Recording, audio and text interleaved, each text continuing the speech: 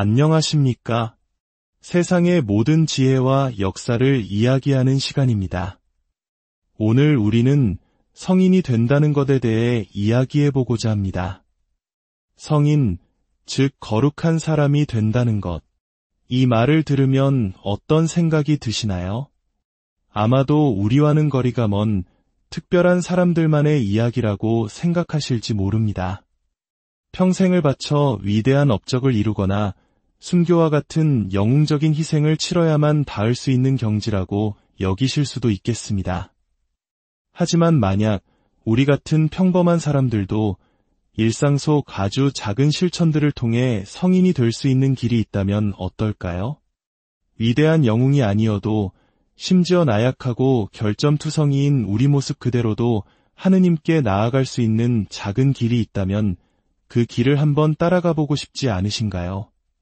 오늘 우리는 바로 그 작은 길을 우리에게 알려준 한 영혼을 만나보려 합니다.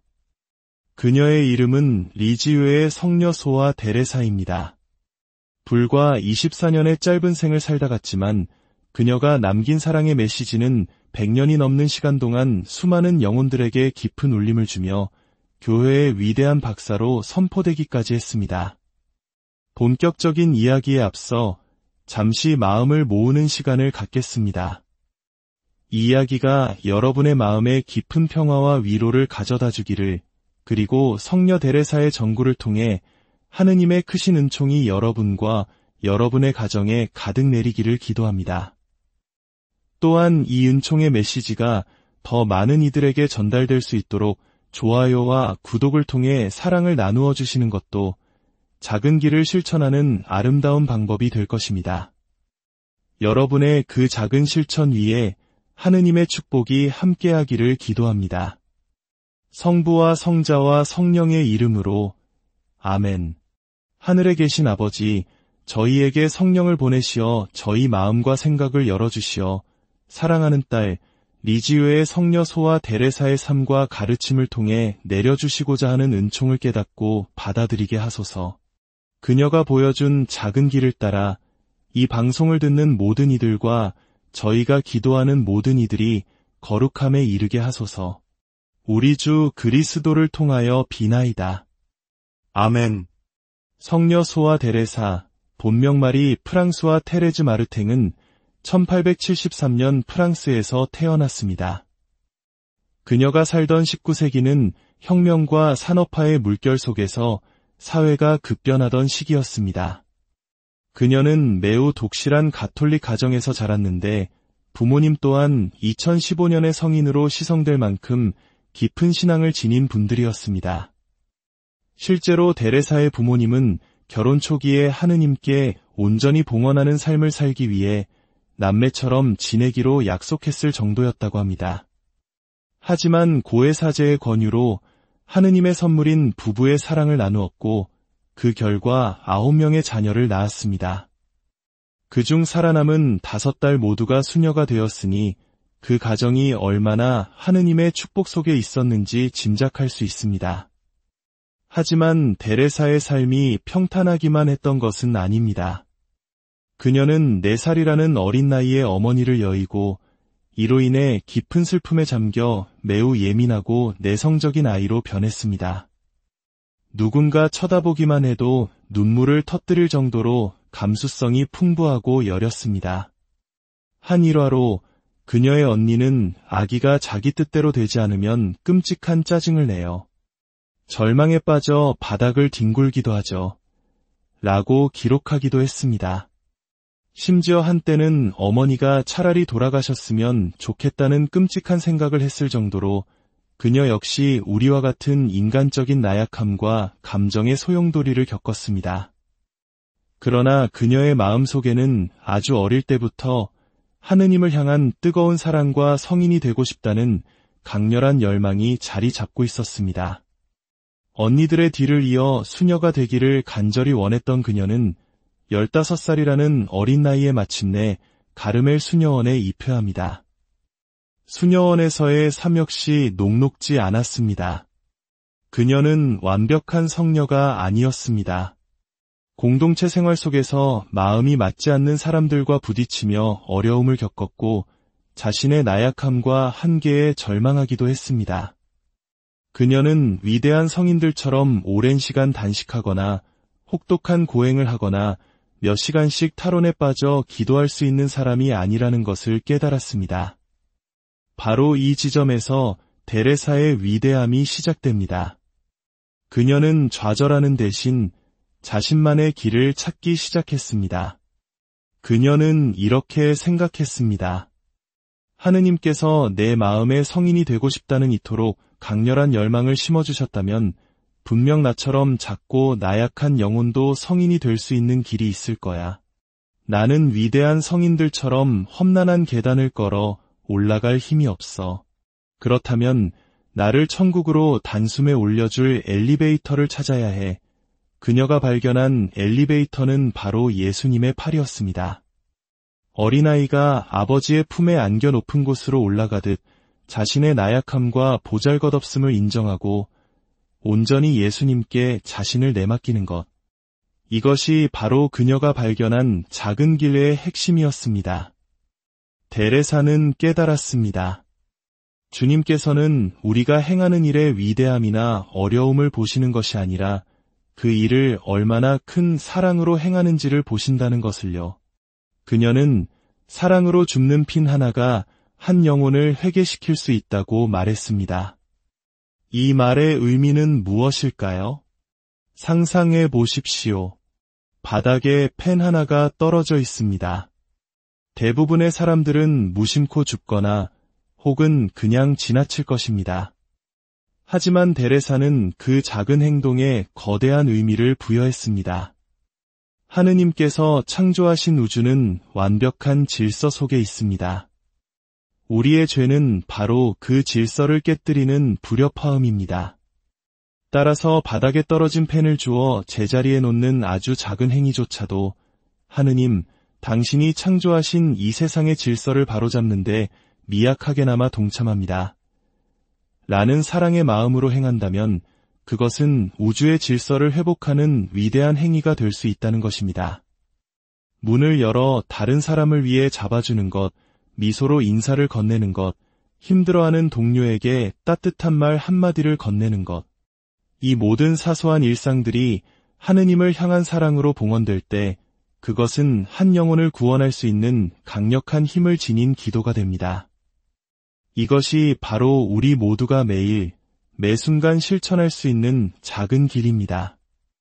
성녀 데레사는 이 작은 길이 하느님의 자비에 대한 깊은 신뢰 위에 세워져 있음을 강조합니다. 그녀는 자신의 공로나 선행을 내세우지 않았습니다. 오히려 이 생의 저녁에 저는 빈손으로 당신 앞에 나아갈 것입니다. 주님, 저의 공로를 헤아려 달라고 청하지 않겠습니다. 라고 기도했습니다. 그녀는 자신의 나약함과 죄를 알았기에 오직 하느님의 무한한 자비에만 의탁했습니다. 이러한 그녀의 영성은 하느님 자비의 사도로 알려진 성녀 파우스티나와 깊이 연결됩니다. 실제로 파우스티나 성녀는 자신의 일기에서 영적으로 큰 어려움을 겪고 있을 때 예수님으로부터 데레사 성녀에게 기도하여라 라는 영감을 받았다고 기록했습니다. 그녀가 데레사 성녀에게 기도하자 꿈에 성녀가 나타나 위로하며 앞으로 3일 안에 그 어려움이 행복하게 해결될 것이라고 예언해 주었고 실제로 그대로 이루어졌다고 합니다. 데레사는 파우스티나에게 예수님께 대한 굳건한 신뢰를 강조했는데 이는 작은 길의 핵심이 바로 하느님의 자비에 대한 절대적인 신뢰임을 다시 한번 보여줍니다. 데레사의 기도는 강력한 힘을 지녔습니다. 그녀가 14살이었을 때 끔찍한 살인죄로 사형 선고를 받고도 회개하지 않던 죄수 프란치니에 대한 소식을 듣게 됩니다. 데레사는 그의 영혼이 지옥에 가는 것을 막기 위해 자신이 할 수 있는 모든 방법으로 간절히 기도하고 희생을 바쳤습니다. 그녀는 하느님께 이렇게 기도했습니다. 저는 당신께서 저 가련한 남자를 용서해 주실 것을 확신합니다. 설령 그가 고해성사도 하지 않고 뉘우침의 기미를 전혀 보이지 않더라도 저는 당신께서 그를 용서하셨다고 믿겠습니다. 당신의 무한한 자비를 굳게 믿기 때문입니다. 다만 저에게 용기를 주시기 위해 그가 뉘우쳤다는 작은 표징 하나만 보여주십시오. 그리고 기적 같은 일이 일어났습니다. 신문 기사에 따르면 프란치니는 단두대에 오르기 직전까지도 완강히 회개를 거부했습니다. 하지만 바로 그 마지막 순간 그는 갑자기 몸을 돌려 사제가 들고 있던 십자고상을 빼앗아 들고 예수님의 거룩한 상처에 3번이나 입을 맞추었다고 합니다. 데레사는 그토록 원하던 표징을 받은 것입니다. 이야기는 우리에게 무엇을 말해줄까요? 한 번도 만난 적 없는 흉악한 죄수를 위한 한 소녀의 간절한 기도가 그의 영혼을 구원했다면 우리가 사랑하는 가족, 친구, 이웃을 위해 바치는 기도는 얼마나 더 큰 힘을 발휘하겠습니까? 설령 겉으로 아무런 변화가 보이지 않더라도 낙심하지 마십시오. 하느님께서는 우리가 보지 못하는 곳에서 우리의 기도를 통해 놀라운 자비의 기적을 행하고 계십니다. 성녀 데레사는 자신의 상징인 작은 꽃처럼 살았습니다. 정원사가 작은 꽃 한 송이 한 송이를 정성껏 돌보듯 하느님께서 자신의 영혼을 그토록 섬세하게 돌보신다고 믿었습니다. 그녀는 스스로를 화려한 장미나 백합이 아닌 이름 없는 작은 들꽃에 비유했습니다. 이는 자신의 보잘것없음을 겸손되이 인정하는 동시에 그 작은 존재 자체로도 하느님의 정원을 아름답게 만드는 소중한 일부임을 고백하는 것이었습니다.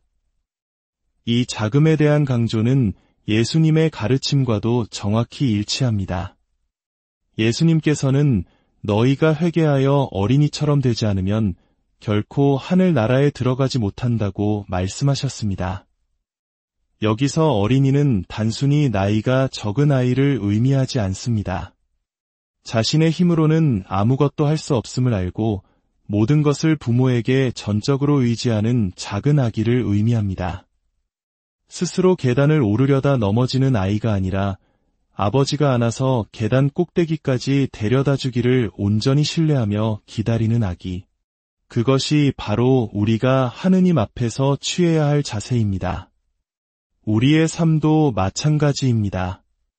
우리는 자신의 힘으로, 자신의 계획으로 천국이라는 목적지에 도달하려 했습니다. 하지만 우리는 너무나 작고 약해서 그 험난한 계단을 오르다 지치고 넘어지기 일쑤입니다. 성녀 데레사는 우리에게 말합니다. 애쓰지 말라고. 그저 당신이 작고 나약한 존재임을 인정하고 예수님, 당신의 팔로 저를 하나 올려주세요 라고 외치라고 말입니다. 그러면 하느님 아버지의 자비로운 사랑이 우리를 들어 올려 천국으로 이끌어 주실 것입니다. 기도하는 것이 힘들 때도 마찬가지입니다. 성녀 데레사조차 묵주기도를 바칠 때 집중하기가 너무 힘들어 고행도구를 몸에 지니는 것보다 더 어렵다고 고백했습니다. 우리도 기도 중에 잡생각이 들고 마음이 흩어지는 경험을 자주 하지 않습니까? 그녀는 그럴 때면 억지로 100번의 기도를 채우려 하기보다 단 한 번의 주님의 기도와 성모송을 아주 천천히 온 마음의 사랑을 담아 바쳤다고 합니다. 그리고 그것이 자신에게 더 큰 기쁨과 영혼의 양식이 되었다고 말합니다. 하느님께서는 우리의 완벽함이 아니라 그 불완전함 속에서도 사랑을 바치려는 우리의 선의를 기쁘게 보십니다.